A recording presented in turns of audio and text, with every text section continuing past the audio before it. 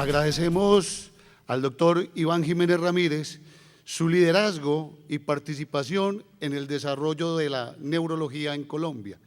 Damos inicio a la primera conferencia del día, titulada Generalidades en la atención prehospitalaria del paciente neurológico y neuroquirúrgico, a cargo del doctor Luis Fermín Naranjo, médico y cirujano de la Universidad Bolivariana, residente de neurología de cuarto año de la Universidad de Antioquia e instructor de la Fundación Salamandra.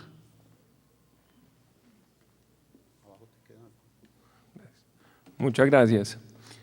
Estoy muy contento esta mañana por la invitación del Instituto Neurológico de Antioquia y ver tanta gente reunida alrededor de este tema tan importante, dirigido principalmente a atención prehospitalaria, personas de la Defensa Civil, Fuerzas Armadas, y que estamos completamente convencidos de que la unión y el grupo hace la fuerza.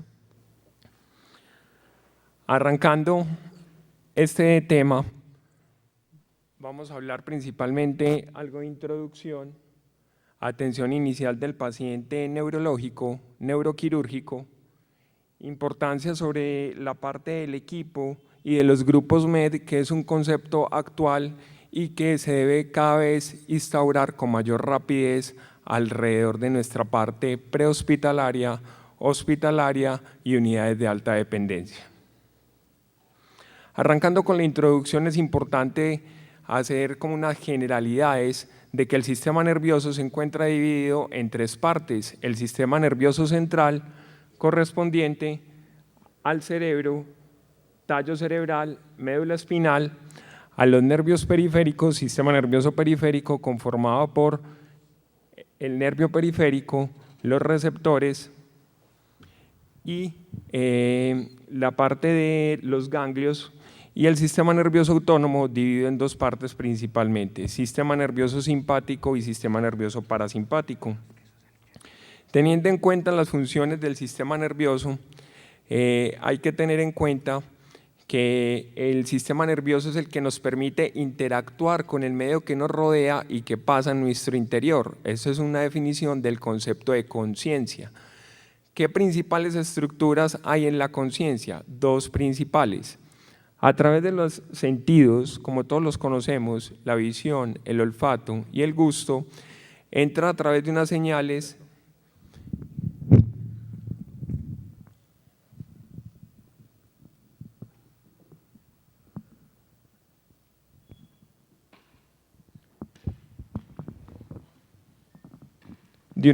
que son importantes, que entran a través del tallo cerebral. En el tallo cerebral hay una serie de núcleos que nos van a comunicar todos estos núcleos y nos van a permitir la conexión con la corteza paracingular, que es como un corte de toda la parte de la mitad del cerebro, mostrado desde este lado, y nos va a hacer conexiones con la corteza cerebral.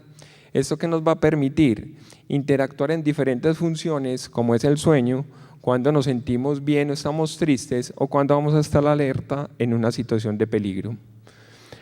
Importante porque el sistema nervioso es el sistema controlador de todo el organismo, y como todos sabemos, aquí hay una parte importante del sistema nervioso autónomo que tiene que ver con la función de la parte de las pupilas. Recordemos que el sistema nervioso simpático, cuando uno está asustado, ¿qué le produce? ¿Las pupilas se vuelven chiquitas o grandes? ¿Qué creen ustedes? Grandes, exactamente. Hace dilatación de la pupila. ¿Cómo coloca la frecuencia cardíaca cuando uno está asustado? La aumenta. Entonces hay una definición muy importante que es taquicardia, frecuencia cardíaca mayor de 100 por minuto, elevando también la presión arterial. La parte respiratoria, ¿qué creen que le pasa a la respiración? ¿Se coloca más lento o rápida? Aumenta, y inmediatamente pasa una característica, que las secreciones se nos secan, que es importante porque el peristaltismo, que es el movimiento intestinal, se vuelve mucho más lento. El sistema nervioso parasimpático hace la función contraria del sistema nervioso simpático. ¿Qué le pasa a las pupilas? ¿Cómo las vuelve? Chiquiticas, exactamente. O sea que hay miosis. La frecuencia cardíaca y la presión arterial, ¿qué le pasa? Disminuye frecuencia cardíaca, disminuye presión arterial. la parte respiratoria y las secreciones aumentan y el peristaltismo aumenta. Importante porque los requerimientos cerebrales, como decía el doctor Jiménez, es sumamente importante porque nada más correspondiendo a un órgano que corresponde nada más al 2% del peso corporal total, corresponde al 15% del gasto cardíaco, o sea, todo el 15% del gasto cardiovascular va a este órgano que nada más pesa el 2% del peso del cuerpo. Hace el 20% del consumo de oxígeno y el 25% del consumo de la glucosa. Importante porque a través de estos conceptos, a nivel prehospitalario hay que tener bases fisiológicas muy claras en el restablecimiento de las urgencias, tanto neurológicas como neuroquirúrgicas. Recordemos que el flujo sanguíneo cerebral normal es 55 mililitros por 100 gramos por minuto de tejido cerebral. El flujo sanguíneo cerebral depende presión, perfusión cerebral sobre resistencia vascular cerebral.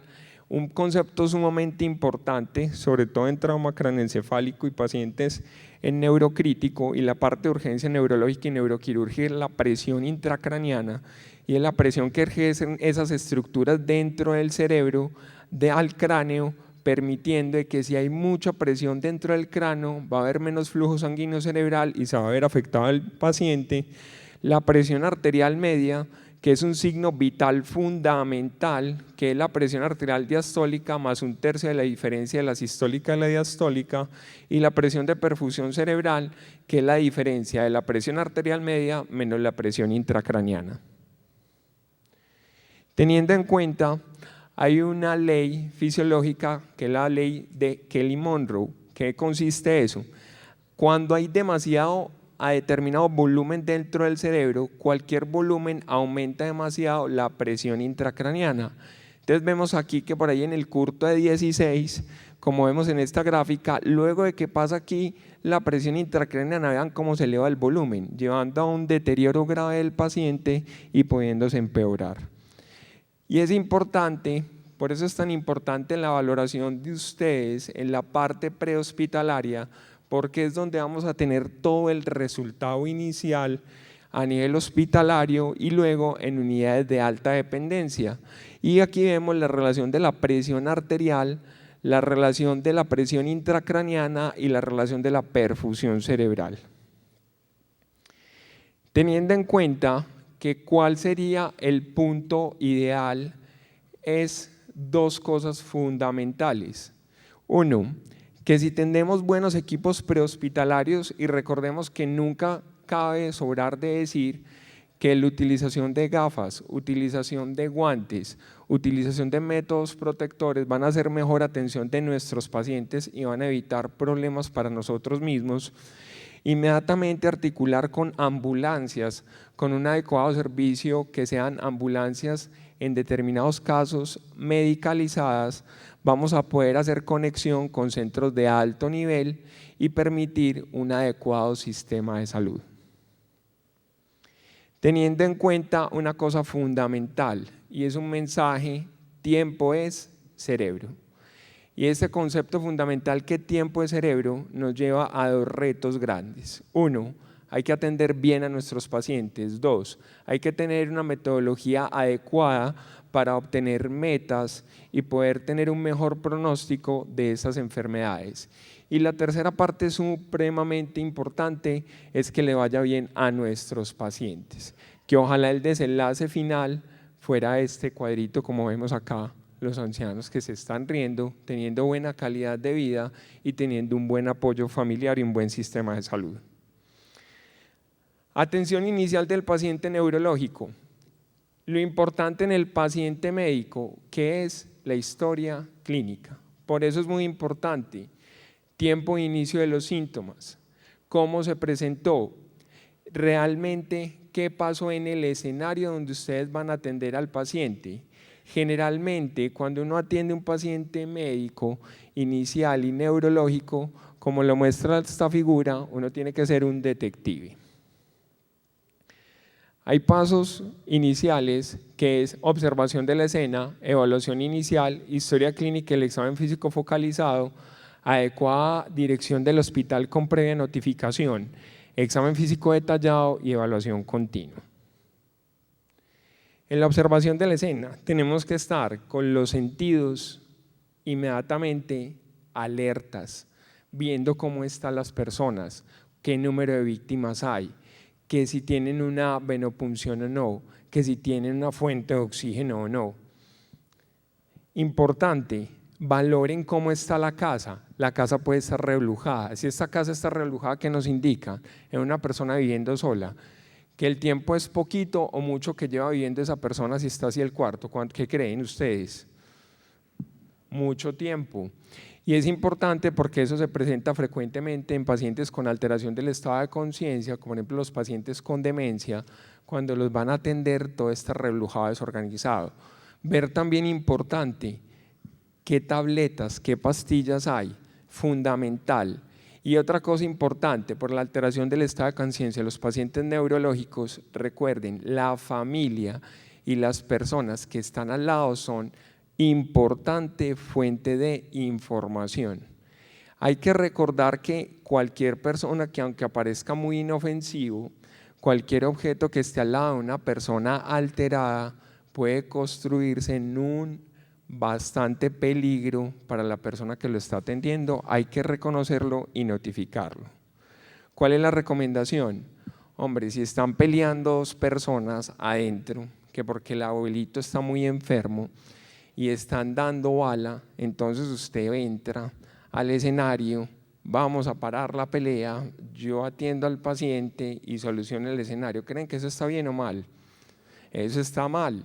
Claro, lo primordial es asegurar el evento de la escena. Si usted ve cualquier situación de peligro, el que se entra a separar la familia, empieza a ver qué disparos hay, usted se convierte en otro problema para los sistemas de emergencia, y eso es algo que lo tiene muy claro la parte del sistema prehospitalario. Si hay peligro, siempre pidan ayuda, no trabajen solos. ¿Quiénes se les debe pedir? Si hay una situación de alteración de seguridad, Fuerzas Armadas. Si hay un problema de un fuego o hay agua alrededor, ¿a quién deben llamar? A bomberos. Importante, siempre verifique el número de pacientes, vía de entrada y de salida en el momento que entra en la escena. Verifique si necesita ayuda adicional y solicítela inmediatamente. Evaluación inicial, todas las mismas letras A, B, C, D. A, permeabilizar la vía aérea. Importante, ver ruidos respiratorios o obstrucción física. ¿Cuál es la maniobra en paciente no traumatizado? ¿Qué se verifica? ¿Maniobra qué? ¿Frente qué? Mentón. Importante, ver que si está el paciente hablando, obviamente no está obstruida la vía aérea, y verifique cómo está la respiración. Vea si el paciente tiene apneas, tiraje o uso de músculos accesorios o respiratorios. En la parte C, siempre valoren el pulso. La recomendación, valoren siempre el pulso carotidio y hacen con el pulso radial, es súper importante. Fuera de la parte de la circulación, valoren otras cosas de la circulación, llenado capilar, y tengan en cuenta una parte muy importante. La parte del examen neurológico. ¿Usted qué valora en el examen neurológico? El examen mental. ¿La persona está orientada o no está orientada? ¿Usted cómo le verifica cuál es su nombre, en qué fecha estamos y en qué lugar estamos? Pares craneales, importante, valore siempre pupilas. Las pupilas siempre se deben hacer la luz directa y a nivel tangencial de una manera rápida, siempre comparativa. Importante los oculomotores, que es el que nos define la parte de movimiento de los ojos. Mire hacia acá al lado, mire hacia el otro, mire hacia arriba, mire hacia abajo.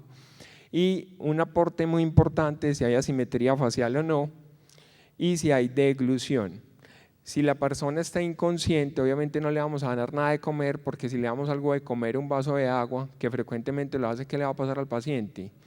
Se broncoaspira, nos va a empeorar neumonía aspirativa, empeorar oxigenación y empeorar el paciente. Y siempre valorar la escala de coma de Glasgow y si moviliza las 4 extremidades o ES órdenes. Importante, en el parte de la deficiencia neurológica, la escala de coma de Glasgow, que hay que tener en cuenta 4 aspectos importantes. Apertura ocular, ¿cuánto se puntúa? 4.